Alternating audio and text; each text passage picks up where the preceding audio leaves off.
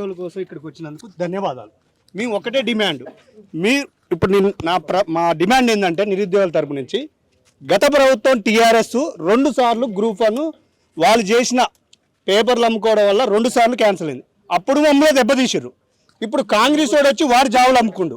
అంటే వీళ్ళు అంత దొంగలేరు. ఇవాళ మీరు బీజేపీ తరపున వచ్చారు. మీ బీజేపీ వాటికి చిత్తశుద్ధి ఉంటే ఈ గ్రూప్ 1 సంబంధించిన కేసు సిబిఐ తోటి ఎంక్వైరీ చేయండి. అప్పుడు మీకు మీ అందరం ఆన్సర్ చేస్తాం. అదొక ప్రధాన డిమాండ్. ఇప్పుడు ఈ దేశ చరిత్రలోని గ్రూప్ 1కి 2 హాల్ టికెట్లు ఇచ్చింది కాంగ్రెస్ ప్రభుత్వమే.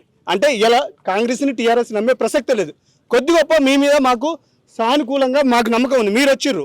మా ప్రధాన డిమాండ్ ఏంటంటే మీరు మా తరపున ఫైట్ చేస్తే, ఎవరైతే మా నిరుద్యోగులకి విద్యార్థుల తరపున ఎవరైతే ఫైట్ చేస్తారో వాళ్ళని మేము ఎత్తుకొని గజమాలతో స్వాగతిస్తాం.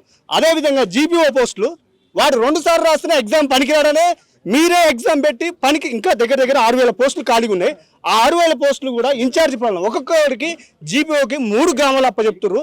అంటే మీరు ఏ సాంకేతిక ఇస్తున్నారు? ఇంత గొప్పగా ఉన్నటువంటి తెలంగాణ రాష్ట్రంలోని అది మాకు కాకుండా మా నోట్లో మన్ను కొట్టిర్రు. అంటే మీకు దేని మీద ఉంది అసలు మీకు అవగాహన? మీరు వచ్చిర్రు, మీరైనా దీని మీద మా డిమాండ్ ఏంటంటే దాన్ని రద్దు చేసిన తర్వాతనే మీరు మాకు ఎగ్జామ్ పెట్టాలి పాత పద్ధతుల్లోనే. ఎందుకంటే ఎస్సీ ఎస్టీ బీసీలకి అన్యాయం జరుగుతుంది.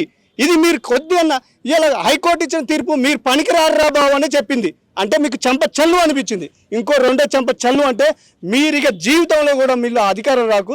ఇలా ఉదాహరణకు చూస్తుంటే అస్సాం రాష్ట్రంలో నిరుద్యోగుల పార్టీ పెట్టుకున్న ఇలా వాళ్ళే అక్కడ ఉన్నట్టు రాష్ట్రం పరిపాలన చేశారు. అదేవిధంగా మేము ముందుకు కూడా పోవాల్సిన పరిస్థితి ఏర్పడుతుంది.